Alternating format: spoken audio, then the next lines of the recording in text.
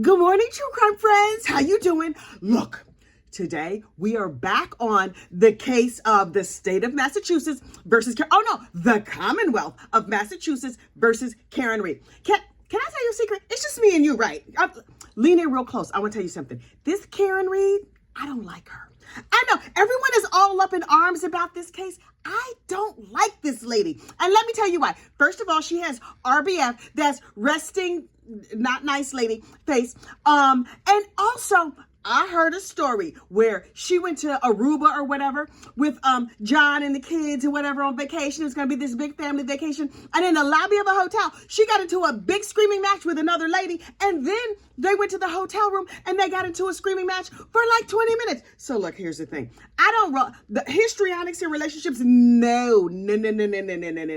I'm not about that histrionics life. I know it's hard to tell, but honest to goodness, I'm not. Now, do I think that means this lady unfortunately unalived her boyfriend with her truck? Not necessarily, but this whole case gets on my nerves. The hoopla and hubbub and the turtle boy of it all. Oh, everybody is annoying in this case. You know who's not annoying? Oh, that little Jackson and Yannetti. Jackson and Yannetti. I don't even know which one is which. Those lawyers, oh, they are delicious to me. I could just watch them all day. Somebody needs to make a whole TV series. Okay, not TV, because you know I don't watch no TV. I do watch YouTube, though. Can somebody commission a YouTube documentary about that Jackson and Yannetti? I like them very, very much, and I could watch them all day. Commonwealth, we not making nothing about y'all, because y'all not doing a good job. Commonwealth, you're obviously not watching this video, but I suspect you have overcharged this case. This is how it happened according to me. And please keep in mind, I have very little information about this case. I haven't done the background. I haven't read any of those Churchwell charts. You know Miss Brandy Churchwell. Oh, Brandy Churchwell has it on lock. She has charts. She has a podcast. She's doing all kinds of things. Me over here, I'm watching 2 snippets of information and making snap decisions. You're welcome. That's what you're here for. Anyway, so, based on everything I've seen, I'm just like, Karen either did or did not do it. I don't know which one. And the police behaved very badly. That's pretty clear. The Commonwealth has overcharged the case and Karen Read is going to go free. Now, that's what I think is going to happen. Could I be wrong? Yeah, absolutely. Have I only watched 2 days of testimony in an 8-week trial? But based on day 2, that's what I've decided happened. I've also decided that Karen Read is unstable. And that the biggest fight that they were having, like in their personal relationship, that Karen and that John, is that she spoiled the kids. How is that a fight? I mean, yeah, I guess she gave somebody Dunkin' Donuts for breakfast. I thought that when you lived in Massachusetts, all your Dunkin' Donuts was free and it just arrived at your house automatically. That's like food, air, water, donkeys. That's how it works up there in Massachusetts, as far as I know. Listen, don't go by me, though, because you know, I'm not here for facts. I don't have FACTX. I got FAX, facts. Those are the only facts I know about. Look, you know who else is sick of this case? The judge. The judge? Listen, clearly the judge cannot hear how she sounds. She's not watching the playback of this case. She sits there all the... She's sick of all y'all. Now she's sitting there and she's just like, first of all, she could not sound more bored. Overruled. Sustained. I'm like, ma'am, do you have some albuterol? Do you need a breathing treatment? Are you having trouble? Because she sighs real heavy. She's real sick of these people. But yesterday, in day 2 of the trial, little cop number 1, the first responder on the scene, got up there and he surveyed the situation and he looked around and he's like, a lot of snow we're having out here. Looks like there's possibly a dead body. Maybe somebody should do CPR. Why does that lady keep screaming? Oh, it's because she's very histrionic, so that tracks. And then the lady who was standing beside Karen Read, who was screaming her full head off, the lady who was standing there was going, shh, stop screaming crazy. Stop screaming crazy. Now, according to the cop, he got there and he says, in his initial report, he was like, yeah, lady was screaming and she was saying stuff. And I don't remember what it was because this was a long time ago. Then way later, he wrote in his report, the lady just kept saying, I hit him. And they were like, right. So when you initially wrote the report, you never wrote in the report that the screaming lady said, I hit him. And he was just like, I forgot. Sir, how long have you been a police officer? I mean, something like a spontaneous confession to a crime. Don't you think you would write that down? And he was like, oh yeah, it slipped my mind. You know, it was snowing. The lady was screaming. I was distracted. My Dunkins was getting cold. He just was like, yeah, I don't know why I didn't write it down, but that is absolutely what she said. Sir, officer, sir, I suspect you're lying. I suspect you might have gone back later and changed your paper. You're like, where's the eraser? I need an eraser. Sir, you have zero credibility. Okay, next. Cop number 2 takes a stand, and he was like, I didn't see anything. I showed up. There was snow. Was I even at a house? Was I even in the state of Massachusetts? The Dunkin' was piping hot. My coffee was good. I had a nice crawler. Everything was fine. Okay, so sir, you're of no help, but thanks so much for coming. They did, however, get a snow blower or a leaf blower or something to clean off the scene. Sir, I'm not a police officer. I'm just a nice lady who watches true crime. Okay, maybe a big mouth lady who watches true crime. Aren't you supposed to get some of that yellow tape and stuff and not harm the scene? Y'all out here with a leaf blower in the snow? Don't you think that would blow away some evidence or DNA or something like that? I'm no expert, sir. I think you did it wrong. Do they hand out snow blowers or leaf blowers or any kind of blowers at the academy?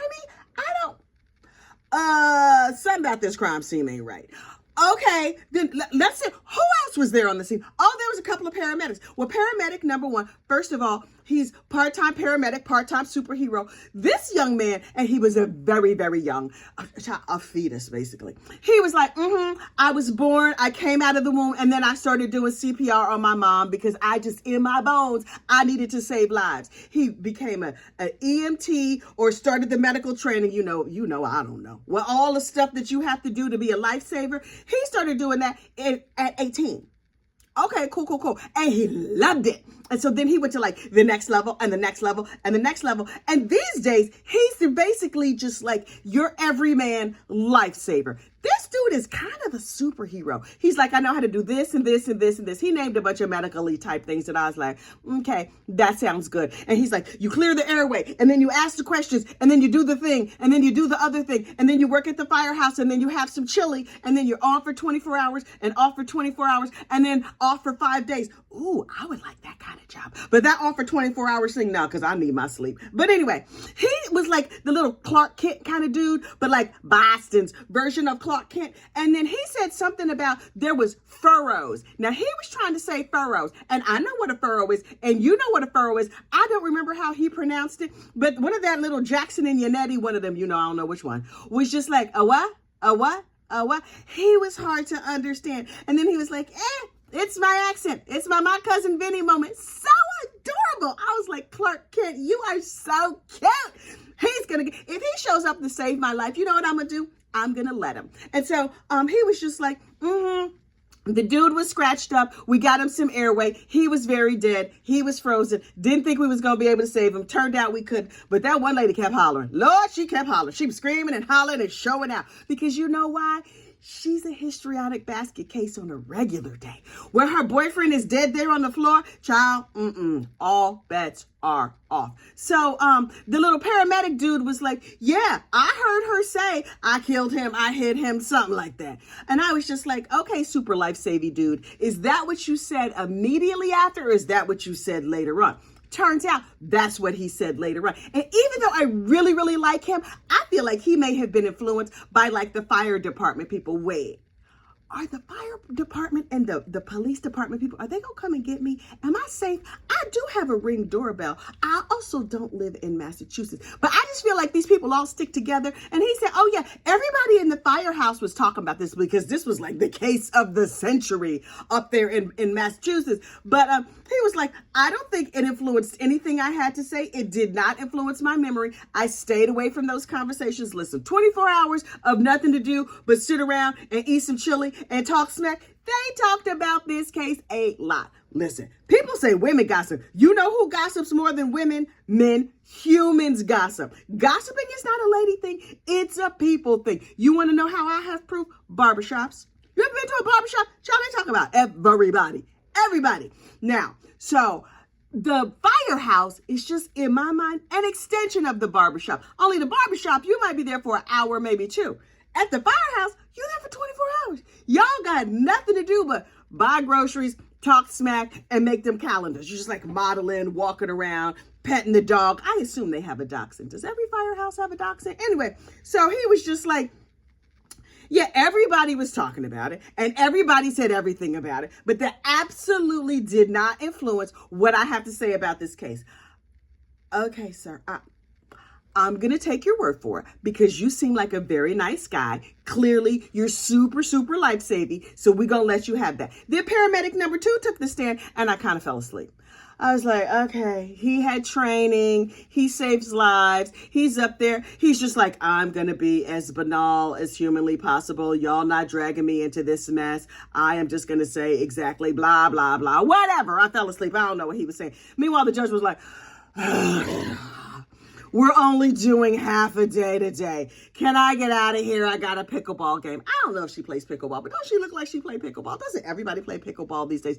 P.S. When did pickleball get so popular? I thought that was an old people sport. So anyway, this is what I really, really want to know. I want to know, if you go to like tea or a soccer game or the bar, whatever, what are the family members of John O'Keefe saying about Karen Reed? Now listen, there's all this hubbub and there's all this fuss. I want to know, does the family think that she did it? Do those kids think that she did it? Are they just over the whole situation? I feel like I have decided, based on absolutely nothing, that the family doesn't seem to have that kind of animosity towards Karen Reed. Now, if they're convinced that she unfortunately unalived their loved one, you would think they would be up there like, she was terrible. They were always fighting, blah, blah, blah. I get the feeling that the family is like, we're just sad that Johnny is gone. And yeah, they should just be focusing on the fact that they're sad that Johnny is gone and not all this other shenanigans that the popo was up there doing. Because it's pretty clear there was a lot of police misconduct in this case. But we're going to see what comes out. That Jackson and Yannetti, oh, they're so good. I get the feeling that they are going to get to the bottom of the case. And so I'm going to be perched. I'm going to be watching. And today we go back to a nice, relaxing homicide where we know exactly how it's going to turn out. And that is that Chad Daybell. Oh, child, he's going to prison. He's going to prison. The only real question in that case is Chad going to go down for like the unalive penalty or the rest of his life in prison? Now, Chad seems to think that the second coming is happening any moment and that we're all going to be swept away and people are going to live in white tents. Sir, no. There will be no camping in the end times. And if there's camping, please take me in the first round. I'm not hanging around for that. Camping? Sir, no. Have you been camping, sir? Do you know about? No. You know what I will have? I will have my bottle of G, Your Hair Smells Terrific. Remember the other day when I talked about Chad Daybell's patriarchal blessing, and I said he gave Alex Cox that blessing when he was like rubbing his head, and he said, your hair smells like G, Your Hair Smells Terrific. And then my husband said that there's no such thing. There's no such shampoo. One eagle-eyed gossip sent me this in the mail yesterday. Bam. G, Your Hair Smells Terrific. Proof it is a real thing. Does it smell terrific? Smells okay. Smells flowery, smells like soap. Also, the most hilarious thing I have ever received in the mail. Listen, drop some little brown hearts down in the comments so I know you were here. Just remember, this madness that I call a YouTube channel, child, it is also a podcast. Yes, you go on over there to the YouTube music and you can find all different kind of playlists of me just running my mouth about absolutely nothing like I do. Like this video, subscribe to the channel, and I will see you tomorrow. Bye.